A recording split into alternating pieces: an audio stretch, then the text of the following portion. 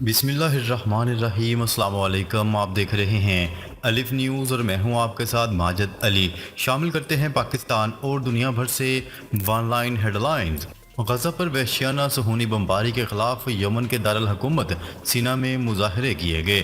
یمن کے دارالحکومت سینا اور اسی طرح دوسرے شہروں میں گزشتہ جمعہ کی طرح اس جمعہ کو بھی ملین مارچ کیا گیا۔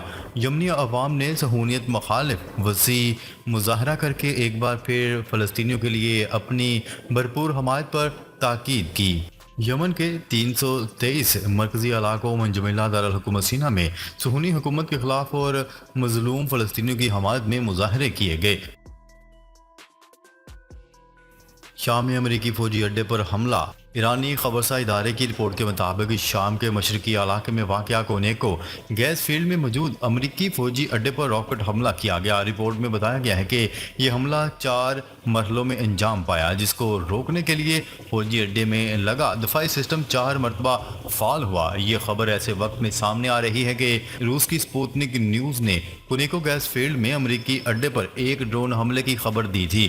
ساتھ ہی رپورٹ میں یہ بھی کہا گیا تھا کہ امریکہ کے اس اڈے کے اندر شدید فائرنگ کی آوازیں بھی سنائی دی گئی ہیں۔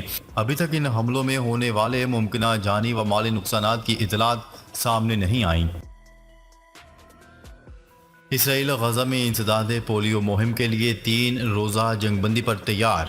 عالمی ادارہ صحت کا کہنا ہے کہ وسطی غزہ میں انسداد پولیو مہم کا آغاز 1 ستمبر اتوار سے کیا جائے گا۔ وسطی غزہ کے بعد جنوبی اور شمالی غزہ میں انسداد پولیو مہم جاری رہے گی۔ پولیو ویکسین مہم کے دوران غزہ جنگ میں انسانی بنیادوں پر وقفہ ہوگا۔ اسرائیل انسداد پولیو مہم کے لیے صبح 6 سے دوپہر 3 بجے تک کے وقفے پر راضی ہوا ہے۔ دوسری جانب حماس نے انسانی بنیادوں پر جنگ بندی کو خوش آئند قرار دیا ہے۔ تنظیم کے ایک اہم رہنما کا کہنا تھا کہ حماس بچوں کی پولیو ویکسین مہم پر عمل درآمد کے لیے اقوام متحدہ کی جانب سے انسانی بنیادوں پر جنگ بندی کے مطالبے کا خیر مقدم کرتی ہے۔ اسرائیل کابینہ کی غزہ کو مصر سے ملانے والی سرحد پر فوج برقرار رکھنے کی منظوری۔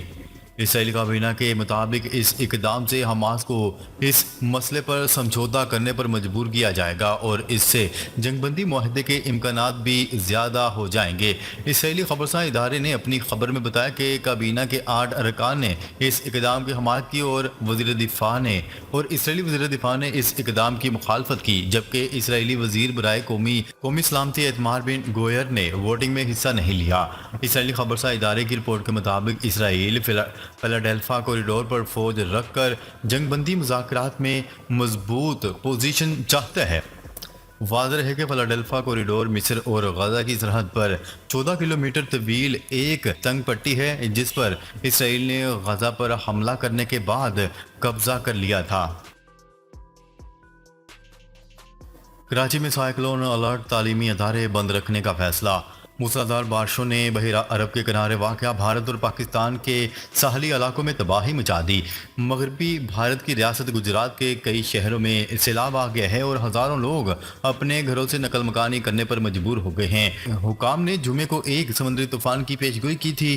محکمہ موسمیات نے خبردار کیا تھا کہ کراچی سے 270 کلومیٹر جنوب مشرق کی جانب انڈین رن آف کچھ کے اوپر موجود ڈیپ ڈپریشن یا انتہائی شدید دباؤ والا سسٹم آہستہ آہستہ جنوب مشرق کی طرف بڑھ رہا ہے۔ سسٹم سے شمال مشرقی بحیرہ عرب میں ممکنہ سائیکلون اسٹارم کی صورتحال بن سکتی ہے۔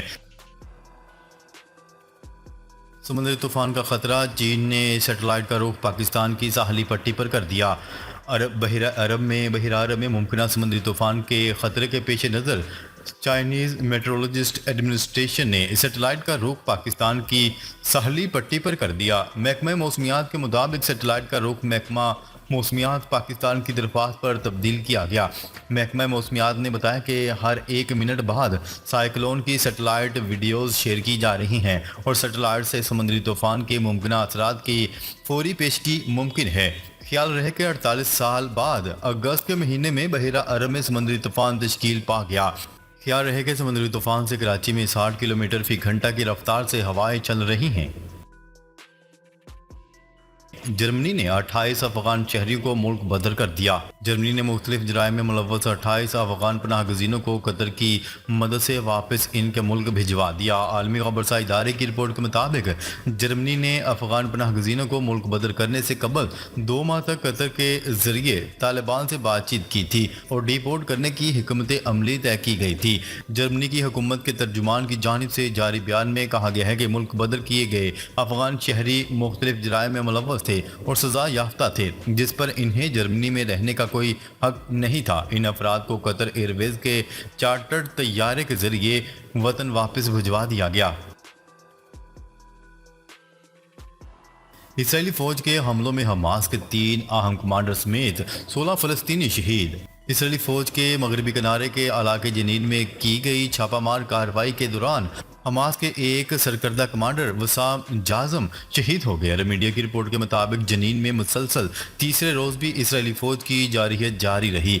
इस तरह तोलकरम में पनाह गजीन कैंपों पर हमलों का सिलसिला जारी रहा। गुज़िश्ता रोज इस्लामी जहाद ग्रुप के कमांडर की शहादत के बाद इसी इलाके में हमास के अस्करी कमांडर वसाम जाजम को भी शहीद कर दिया गया। अलावाजी इनकी कार पर ड्रोन हमला किया गया। खतरे को भांपते हुए हमास के मुकामी कमांडर जाने बचाने के लिए कार से निकलकर एक घर की तरफ भागे, लेकिन इसराइली ड्रोन ने इनका ताक़ब करके इन्हें निशाना बनाया।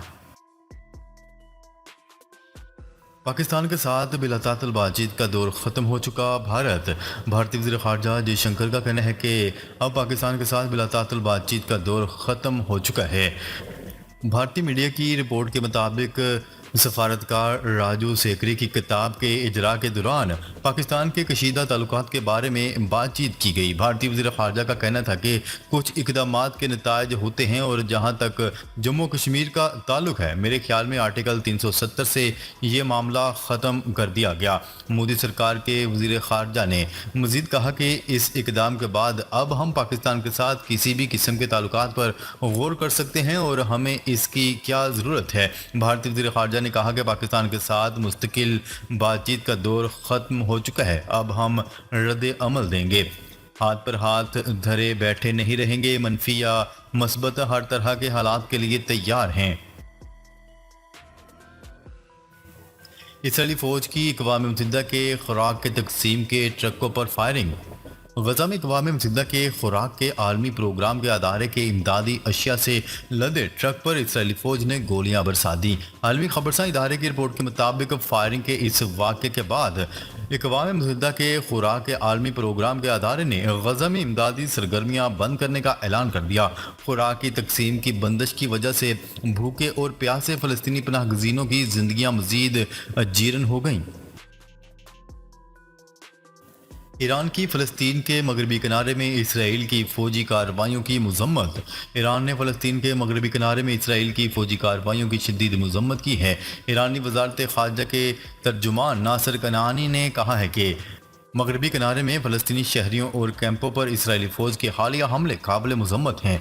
उन्होंने शुमाल मगरबी किनारे के कई शहरों में इसराइल के 30 घंटे तवील फ़ौजी ऑपरेशन पर तनकीद की, जिसके नतीजे में फ़लस्तीनियों की अमवात और मकानात और बुनियादी ढांचे की तबाही हुई। ईरान पाकिस्तान की तवानाई की ज़रूरियात को पूरी कर सकता है। ईरान और पाकिस्तान ने गैर कानूनी तजारत को सिफर तक पहुंचाकर दोनों ममालिक के दरमियान सरकारी और कानूनी तजारत के फ़रोग़ की ज़रूरत पर जोर दिया।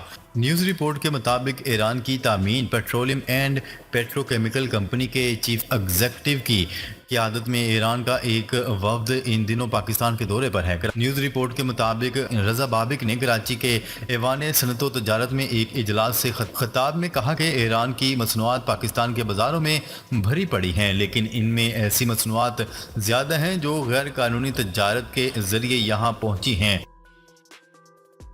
यूक्रेन का F-16 लड़ाका तैयारा गिरकर तबाह, पायलट हलाक। यूक्रेन को मिलने वाला अमरीकी F-16 लड़ाका तैयारा गिरकर तबाह हो गया। गैर मुल्की खबरसा एजेंसी की रिपोर्ट के मुताबिक यूक्रेनी फौज का कहना है कि तैयारा रूस का फ़ज़ाई हमला नाकाम बनाने की कोशिश में हादसे का शिकार हुआ। अमेरिका ने हाल ही में यूक्रेन को F-16 लड़ाका तैयारे फराहम किए थे। यूक्रेन के जनरल स्टाफ ने समाजी राब्ते की वेबसाइट ट्विटर पर लिखा कि F-16 लड़ाका तैयारा रूस में अपने हदाफ की तरफ बढ़ रहा था और इस दौरान हादसे का शिकार हो गया, जिसमें पायलट भी हलाक हुआ है। सांगड़ में तेल और गैस का नया ज़ख़ीरा दरियाफ्त। سندھ کے ضلع سانگڑ میں تیل و گیس کا نیا ذخیرہ دریافت ہوا ہے۔ تیل و گیس کا ذخیرہ oil and gas exploration service نے دریافت کیا۔ ترجمان او جی ڈی سی ایل کے مطابق بلوچ 2 نامی کنویں سے یومیہ 388 بیرل خام تیل جبکہ 68 لاکھ کیوبک فٹ گیس یومیہ حاصل ہوگی۔ کرسٹیانو رونالڈو کا YouTube channel Guinness world record میں شامل۔ پرتگال کے معروف فٹ بالر کرسٹیانو رونالڈو کے حال ہی میں بنائے گئے یوٹیوب چینل کو گینیز ورلڈ ریکارڈ میں شامل کر لیا گیا۔ سعودی فٹ بال کلب النصر سے منسلک کرسٹیانو رونالڈو نے ویڈیو شیئرنگ پلیٹ فارم یوٹیوب پر 21 اگست کو کئی ریکارڈ توڑ دیے ہیں۔ یہی وجہ ہے کہ رونالڈو کے یور کرسٹیانو نامی یوٹیوب چینل نے گینیز ورلڈ ریکارڈ میں جگہ بنا لی۔ گینیز ورلڈ ریکارڈ کی آفیشیل ویب سائٹ کے مطابق رونالڈو کے یوٹیوب چینل کو 24 گھنٹوں میں سب سے زیادہ سبسکرائبز حاصل کرنے والے چینل کے طور پر تسلیم کر لیا گیا ہے۔ سعودی عرب میں اعلیٰ فوجی کمانڈروں کو تبدیل کر دیا گیا۔ سعودی عرب کی سرکاری خبرسا ایجنسی ایس پی اے کے مطابق سلطنت کے فرمانروا شاہ سلمان نے شاہی فرمان جاری کر کے اپنی مشترکہ افواج بحریہ اور بری افواج کے سربراہوں کی تبدیلیوں کا اعلان کر دیا۔ سعودی یمن سرحد پر حوثی باغیوں کے حملوں میں 2 فوجیوں کی ہلاکت کی اطلاعات کے مطابق chief of general staff lieutenant general Fayyad bin Hamid Al Ruwaili کو ان کے عہدے پر برقرار رکھا گیا ہے۔ روس اور یوکرینی افواج کے مابین شدید جھڑپیں۔ مقامی میڈیا کی رپورٹس کے مطابق روسی اور یوکرینی افواج کے مابین جمعے کی درمیانی شب شدید جھڑپیں ہوئی ہیں۔